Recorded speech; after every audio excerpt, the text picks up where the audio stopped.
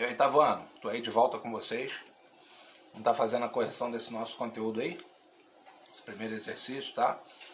Então acredito que essa atividade aí vai ser dividida em 3 semanas, tá? Hoje a gente vai ter a primeira parte, segunda e terceira aí. Acredito, se não for 3 vai ser 2.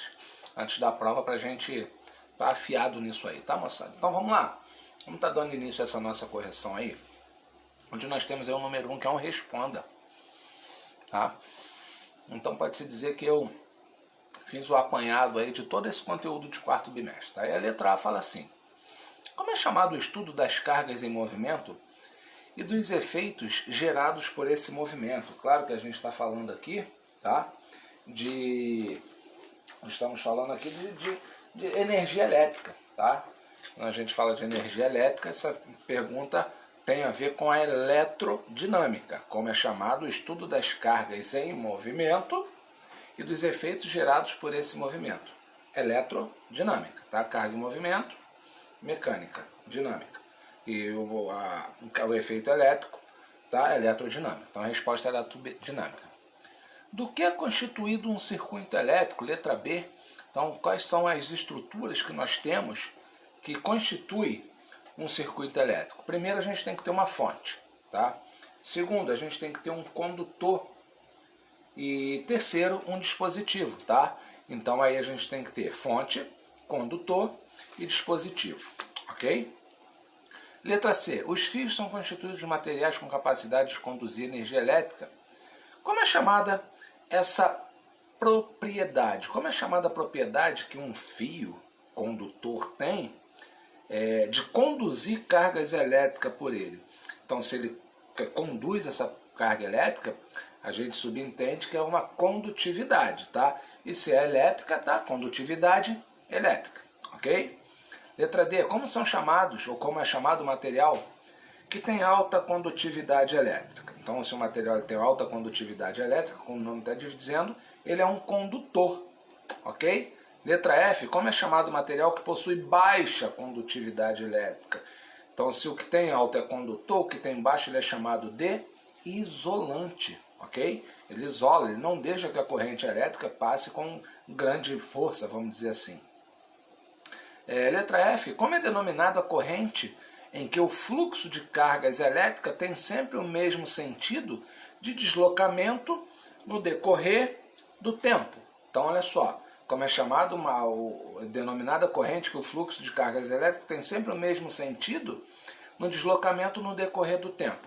Essa é chamada de circuito, carga elétrica, corrente contínua, ok? Olha só, ele tem o mesmo sentido de deslocamento no decorrer do tempo, ou seja, ele não muda nunca, tá? Letra F agora, né? Letra G. O fluxo de cargas elétricas altera seu sentido de deslocamento com o decorrer do tempo, tá?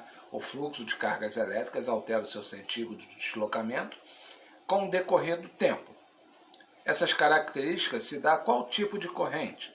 Corrente alternada, ou seja, onde você aumenta, você baixa, você liga, você desliga, ok? Número 2 é um defina, tá? Defina é acerca dessas palavras. Vocês vão ver que no livro de vocês aí a definição, vamos dizer assim, que o que define as palavras é muito grande, tá? Só que pode-se dizer assim que eu quero aquilo que objetiva. Por exemplo, quando eu peço a vocês, defina efeito térmico, eu quero que vocês me falem que o efeito térmico ocorre quando a corrente elétrica percorre um material condutor e os elétrons enfrentam uma resistência ao seu movimento em razão da estrutura atômica do material, o que provoca o aquecimento desse material, ok? Então esse é um efeito térmico. Um efeito magnético ocorre quando um fio condutor é percorrido por uma corrente elétrica e adquire propriedades magnéticas. Exemplo, um ímã. Efeito químico. Acontece quando a corrente elétrica provoca reações químicas. Talei com a saliva, ó. Reações químicas ao percorrer determinadas substâncias. Exemplo aí a bateria, né? Aquele líquido que tem dentro da bateria. E o último aí, efeito fisiológico, da corrente elétrica é conhecido como choque elétrico e ocorre quando um fluxo de cargas elétricas percorre o corpo do ser humano ou de animais, agindo nos músculos e nos nervos, tá? Então, com isso aí, a gente teve a definição aí desses 4 conceitos, ou dessas 4 palavras, efeito térmico, magnético, químico e fisiológico, tá? Número 3, relacionado ao magnetismo, responda. Cadê o número 3? Está aqui.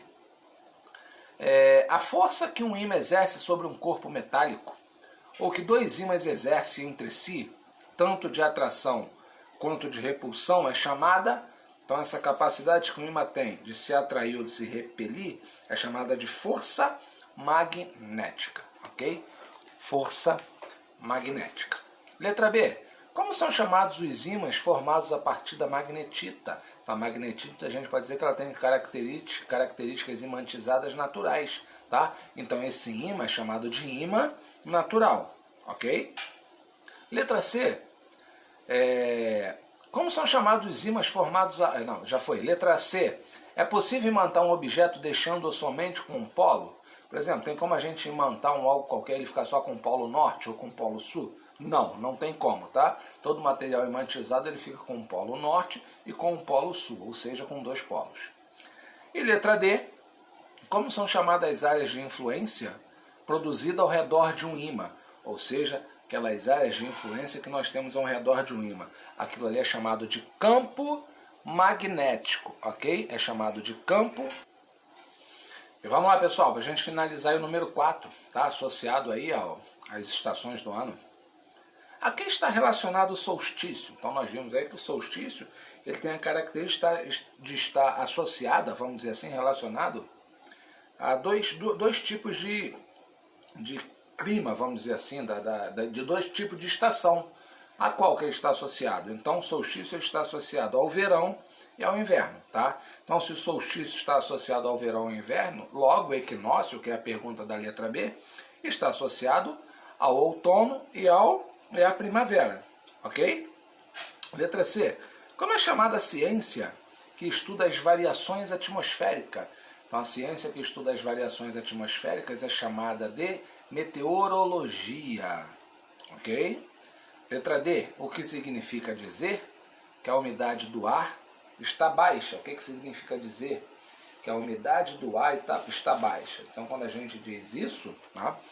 A gente fala que a umidade do ar está baixa, a gente está querendo dizer que a água em forma de vapor existente na atmosfera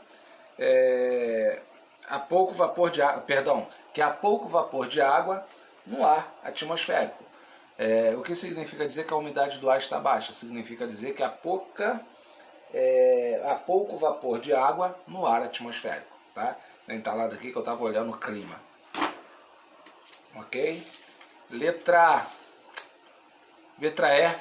O que é clima? Aqui pra gente aqui o que é clima. Então clima tem a ver com o que acontece numa certa região por longo período de tempo, tá? E o tempo tem a ver com o que acontece numa região em curto período de tempo. Por exemplo, de manhã chove, de tarde faz calor. Beleza? Então, moçada, esse foi esse nosso conteúdo aí, tá? Finalizamos essa primeira parte. Semana que vem estamos juntos aí de novo. Grande abraço.